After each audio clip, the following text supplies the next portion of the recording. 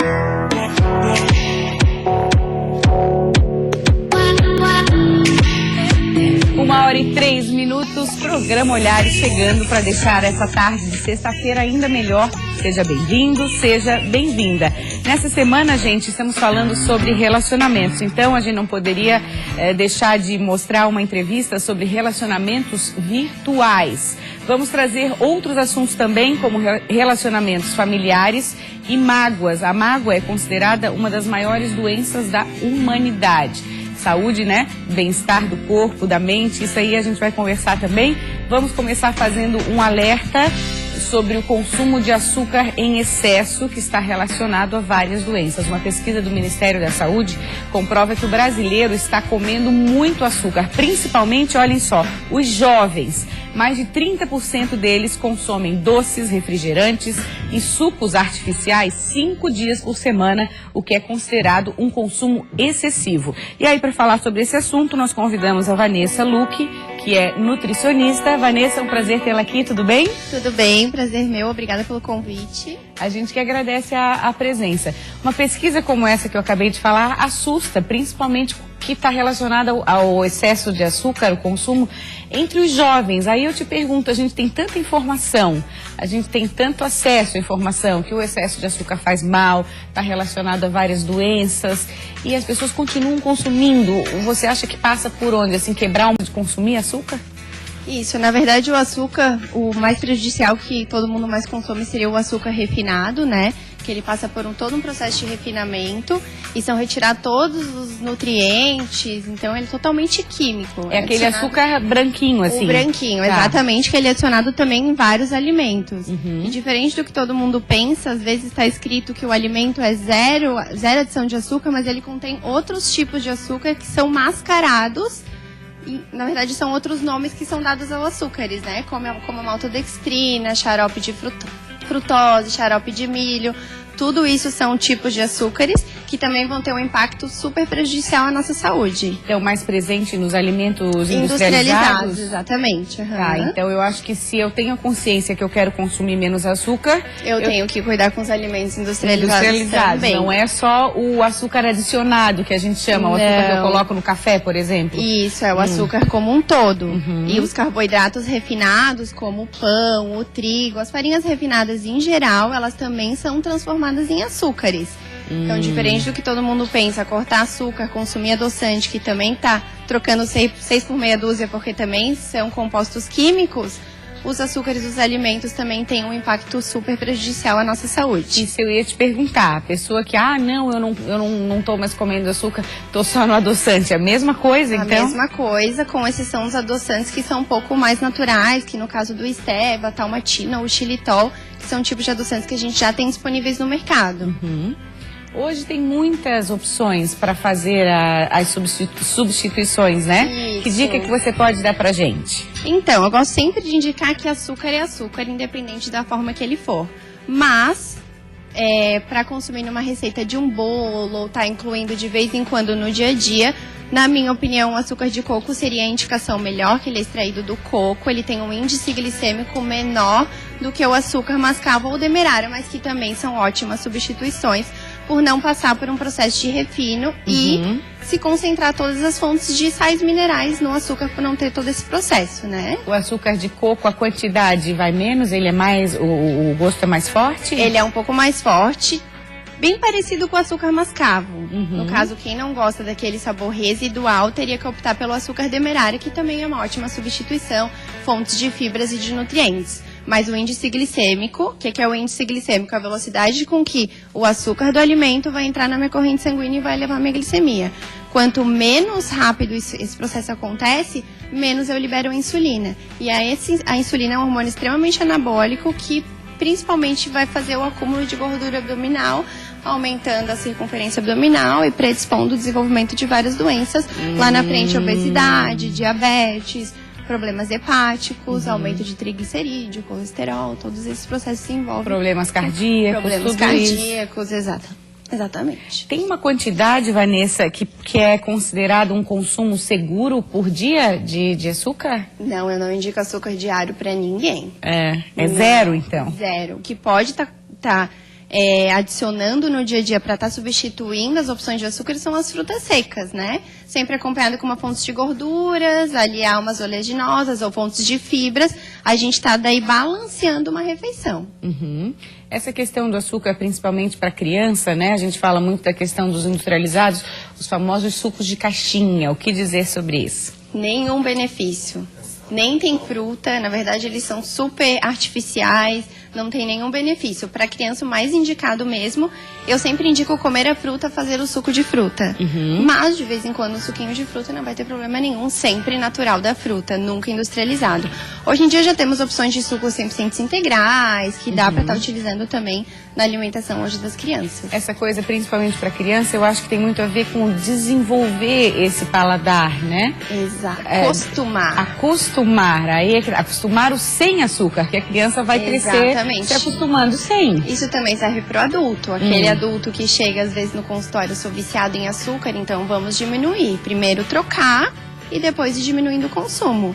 Porque, como tu mesmo disse, o cafezinho todo dia, pinguinho de açúcar, 10 cafezinhos por dia, aquele consumo, no final do dia, a soma de mais do carboidrato refinado, tudo isso acaba que resulta numa grande quantidade de açúcar. É mudança de hábito mesmo. Mudança de hábito. Até chegar ao ponto do café sem açúcar e achar gostoso, não é? Exatamente. Assim? A transformação. Saborear o café e não o cafezinho com açúcar. Tá bom, Vanessa. Muito obrigada pela tua presença, pelos esclarecimentos. Até a próxima. Obrigada. Hoje abre a mostra individual do artista Rodrigo Diaro na Galeria de Arte Helena Freta, em Florianópolis. A exposição dos arquétipos, o poder das imagens, é resultado de 18 meses de trabalho do artista e reúne 39 obras inéditas, algumas que a gente está mostrando aí para você. A visitação segue até o dia 1º de novembro e tem entrada gratuita. Amanhã e domingo é a vez do Palácio Cruz e Souza, em Florianópolis, receber a segunda Flamboyant, a feira de artes visuais que vai reunir 55 editoras e artistas de diversos estados. O evento também é gratuito e conta ainda com DJ, shows e gastronomia, das 11 horas da manhã até as 6 da tarde.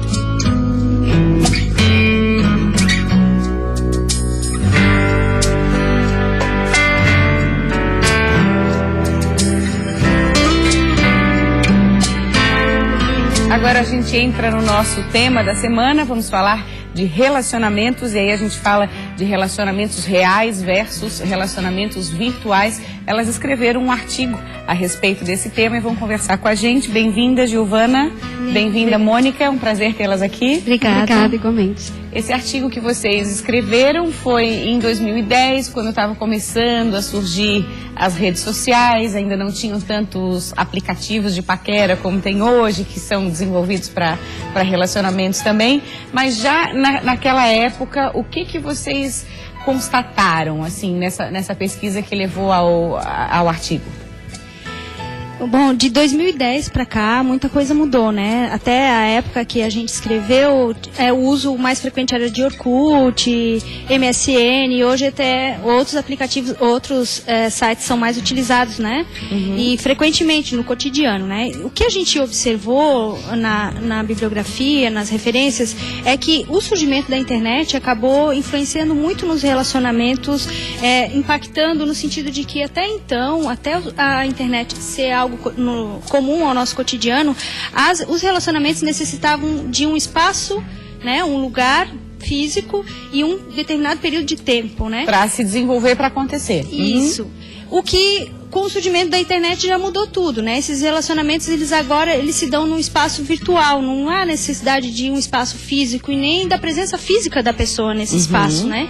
Então, o que a gente observa é que o uso da internet, ele acaba, então, nos libertando do espaço e até do tempo, porque na questão do deslocamento, para chegar em determinado lugar, para encontrar determinada pessoa, esse tempo já não é necessário, né? A gente consegue contactar uma pessoa do outro lado do mundo em questões de segundos, né? E a gente vê a imagem da pessoa, a gente vê a casa da pessoa. Então, a internet acabou, então, o ambiente virtual, ele acaba, então, tendo esse aspecto benéfico, no sentido de aproximar as pessoas, né, de tornar esse contato mais rápido, mas também tem a questão negativa, no sentido de que faz com que esses relacionamentos sejam mais fluidos, né, mais superficiais, né, acabam sendo mais facilmente também fáceis de desconectar, no sentido de que não há um vínculo, um apego, aquela coisa da relação afetiva que Porque aí falta o elemento presencial mesmo, o famoso olhos nos olhos, assim. Isso. Tá, isso a gente está falando de relacionamento tanto para amoroso quanto familiar, relacionamento de trabalho. Facilitou muito essa coisa, né, da conectividade. Isso. A questão até nos relacionamentos profissionais, né? A partir do momento que a internet passa a ser algo mais acessível, as pessoas já não necessitam se deslocar todas juntas no mesmo horário, no mesmo local, né? A partir, assim, de 2010 para cá, muita coisa já mudou. Eu acredito que daqui para frente também muita coisa vai mudar, até no sentido do impacto positivo na questão do deslocamento, né? Muito dos congestionamentos que a gente tem hoje é por causa dessa necessidade de a gente estar num espaço, determinado espaço físico, em determinado horário, coisa que nos relacionamentos profissionais não é tão necessário quando tu vai trabalhar só o aspecto intelectual, que tu tenha um contato físico com a pessoa, né? Pode ter maior flexibilidade, de horário, né? Maior Falando nessa questão de flexibilidade, de horário, de local, aí eu vou perguntar para Mônica, que é psicóloga, essa questão do atendimento online, né? As pessoas acionando online a psicóloga, o psicólogo para fazer ali a sessão. Isso já está funcionando bem? Como é que está essa questão, Mônica? É algo que está em desenvolvimento. Na época que a gente produziu o artigo, já havia algumas pesquisas dizendo que o setting terapêutico acontecia, mesmo no ambiente virtual. E naquela época a gente nos questionava algumas coisas em relação àquilo que se perdia na terapia online. Por exemplo, a postura da pessoa, a entonação da voz, que são coisas que comunicam e que são importantes no setting terapêutico. É mais vocês profissionais que sabem ler, né? Sabem interpretar. Então, o nosso questionamento era o quanto que se perdia no setting terapêutico virtual, né? Mas isso tem se desenvolvido muito, né? E é um campo que tem crescido muito e está em expansão e desenvolvimento. Vou pedir um pouquinho para vocês prestarem atenção junto com a gente, que o nosso repórter parceiro Gabriel Chiru foi às ruas perguntar a opinião das pessoas sobre relacionamentos virtuais, sobre relacionamentos à distância. Vamos ver. Na verdade, o relacionamento é apenas entendimento entre pessoas, entre as partes, né? E hoje, com a facilidade de comunicação que há, o relacionamento dá certo em qualquer lugar do mundo. Claro que dá certo. Pode dar e pode não dar, depende. Eu acho que depende da maturidade de quem está se relacionando à distância. As vontades das pessoas é até que dê certo, mas é muito complicado, que vai ter uma hora ou outra que você não vai poder estar junto. Tipo assim, às vezes você quer estar com a pessoa, Dia dos Namorados não consegue, Natal, Réveillon, é bem complicado. Eu acho difícil, sofre bastante. Não que não dê certo, pode dar, mas a possibilidade de dar certo é muito pequena. Eu sou um tipo de pessoa que pra mim tem que ser cara a cara, distância nada. Não dá, muita falta de confiança, quando as pessoas não vai muito se ver, sei lá, não dá certo. Comigo não deu, pelo menos. Ela tentou um relacionamento à distância, relacionamento, né, à distância, namoro, a gente tá falando agora, essa é mais a questão do namoro. A gente conhece casos que dão muito certo, né, acho que a internet tem essa função de unir pessoas, mas também casos até perigosos, né, de golpes, de pessoas que acabam se passando por A, por B, por C, gente que vai ao encontro de um amor, chega lá, não vê o amor, fica esperando no aeroporto e leva o bolo, como se diz. Então, queria que vocês comentassem pra gente encerrar essa questão. Então, na questão do relacionamento, tanto o relacionamento virtual como o relacionamento real, digamos assim, né, entre aspas, porque o virtual acaba sendo real também, né? O que a gente tem que ter é o bom senso, né? Algo que a gente não ensina, a gente vai aprendendo com a prática. Então, a gente não pode confiar, assim, cegamente em alguém que a gente conhece virtualmente, assim como a gente também não confia em alguém cegamente que viu a primeira vez na rua, né? Então, tudo é uma questão de bom senso, e esse bom senso é que é relativo, né? E um dos entrevistados, ele falou a questão da vontade. Quando existe a vontade, quando existe o respeito, a cumplicidade dos dois de fazer dar certo, aí não tem distância, né, Mônica? Exatamente. Assim como tem os prós, também tem os contras, né? Mas que a internet e os sites virtuais aproximam pessoas, parentes, amigos, proporcionam relacionamentos de trabalho. E isso é uma realidade na nossa vida hoje. Não tem como negar isso. É uma realidade super positiva. Esse é o lado bom, né? Sim. Muito obrigada, Mônica, Giovana. Um prazer tê-las aqui. Igualmente. A gente vai dar uma rápida paradinha no intervalo, mas depois você continua no Olhares. Nós vamos falar sobre mágoas e relacionamentos familiares. Já voltamos.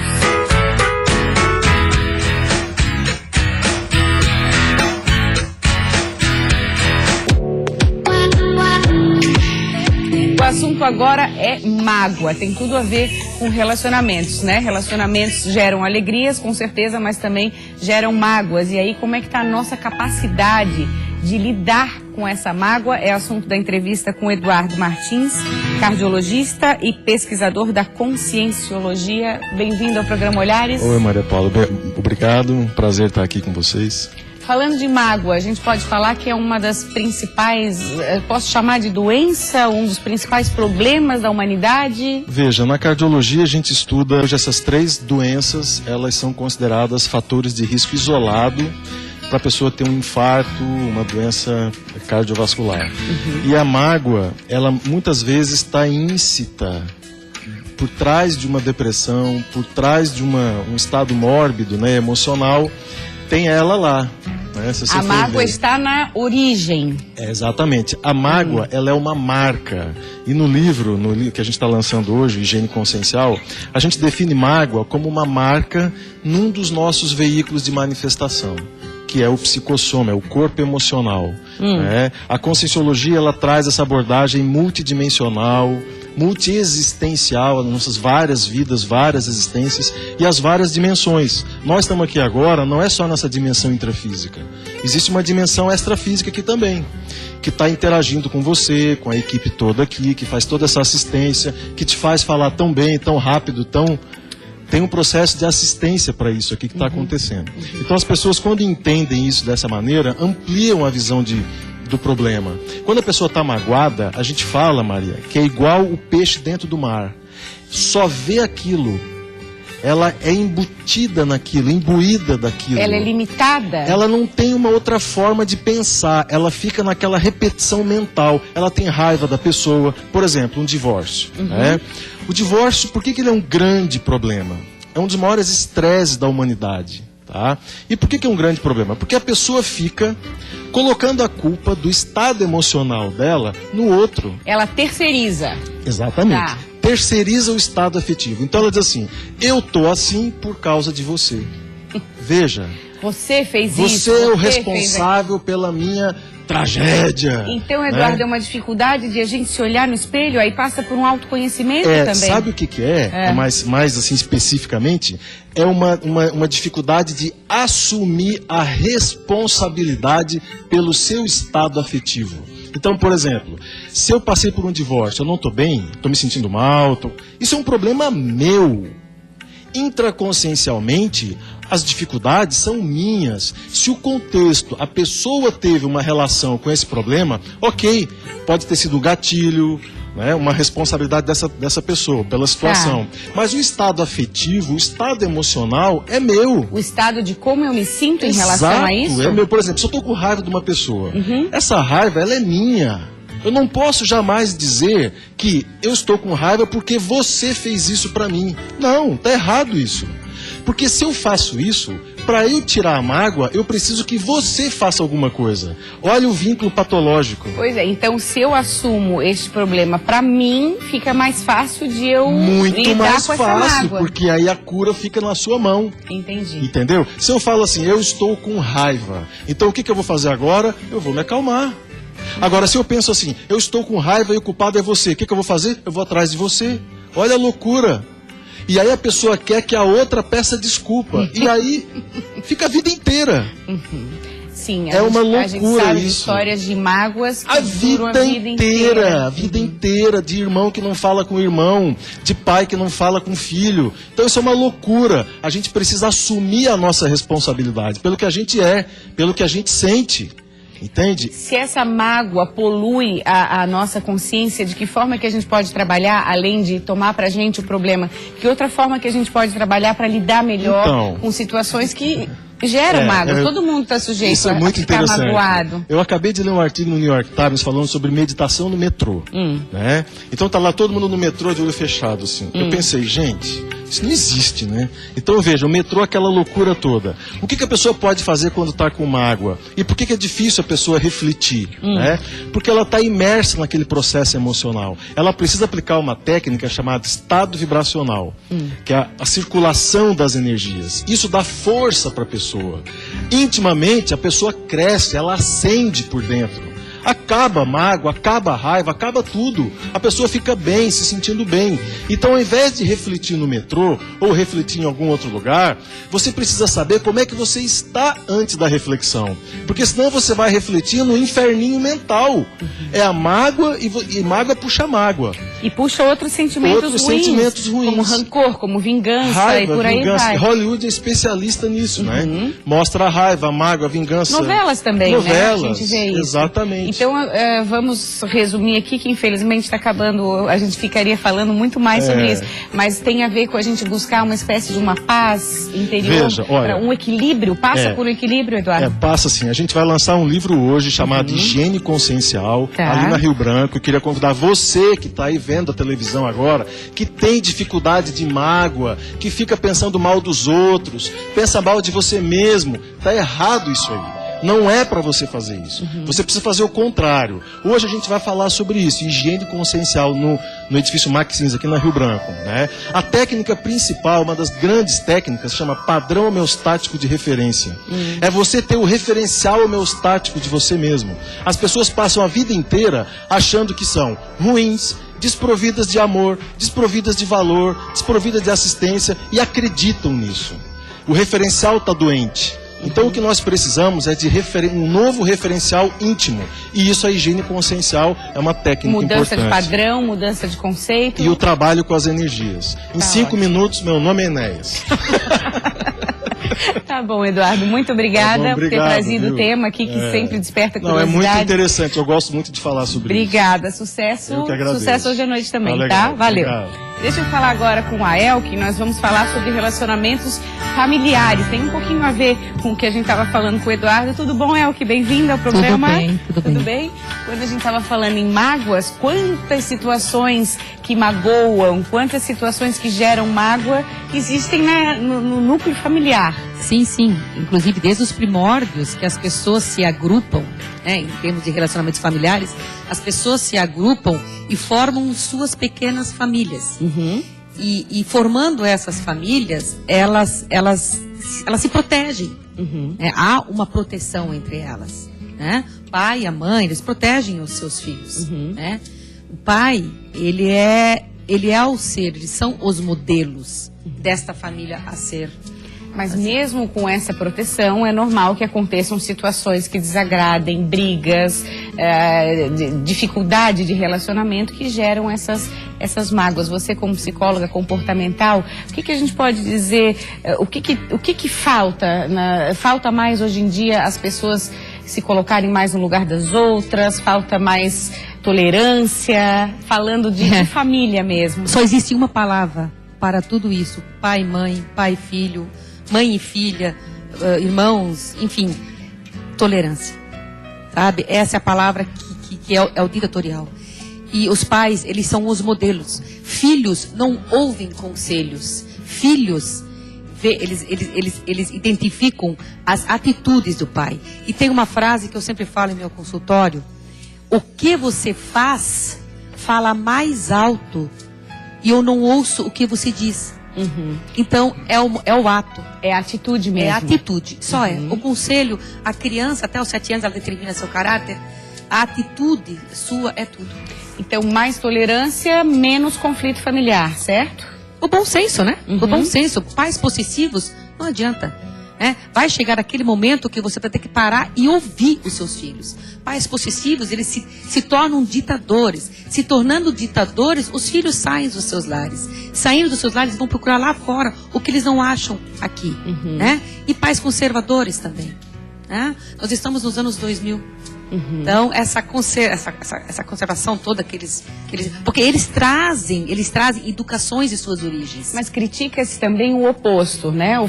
Os pais que tiveram pais muito severos, muito conservadores, acabam liberando demais essa geração. Assim, o pessoal critica, os pais estão deixando muito à vontade, os pais não estão dando limites. É por aí, você acha? Não, tem que ter o ponto do equilíbrio. Desde cedo, desde seu filho cedo, coloque as regras de convivência, né? Você tornando esse teu filho, teu amigo, né? Você estando no lar, você fazendo as coisas, você usando disso, né? Determine essas regras, que você não vai ter problema com o seu filho de 18, 20 ou 30 anos. Falando de relacionamento entre irmãos, né? O irmão menor, o irmão mais velho, briga, mãe, foi fulano, acusando um ao outro. Isso faz parte do ambiente familiar, vai muito do pai e da mãe saberem administrar isso. Pode até ser saudável, de certa forma, não? A competição e o bullying familiar, desde os primórdios, sempre vai ser isso. Mas, enfim, é a parte do equilíbrio dentro do lar, que é a escola mais consistente que existe. Tá ok, Elke, muito obrigada por ter Obrigada vindo a vocês. aqui. Obrigada a você pela audiência. O programa Olhares vai ficando por aqui. Um ótimo final de semana. Nader Kalil tá chegando com o Repórter Band. Até segunda, gente.